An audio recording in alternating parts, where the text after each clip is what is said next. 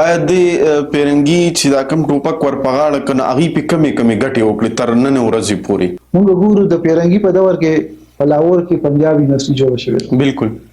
په بنگال کې یونیورسيټي جوړه شوې ده، بالکل په نورو سیمو کې یونیورسيټي جوړ شوې دي. په د پیرنګي په دور کې په خیبر پښتونخوا کې یونیورسيټي نه جوړه شوې، بالکل داسې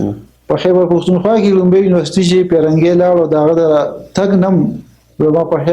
تقریبا 3 کاله وروسته جوړه شوې ده په 1950 کې. پیډور کالج شو، بیا د پیرنګي په دور کې اسلامي کالج جوړ جوړ لوی دغه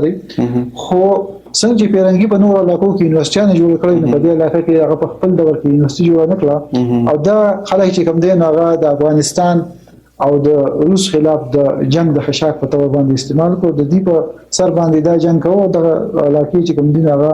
روسي چې کوم دي د دې علاقې نه پښاو ساتو او افغانستان باندې چې کلم د قبضه ضرورت راغلی دی نو د پنجاب او د خیبر پښتونخوا خلک چې کوم دي په دغه جنگونو کې استعمال شوي.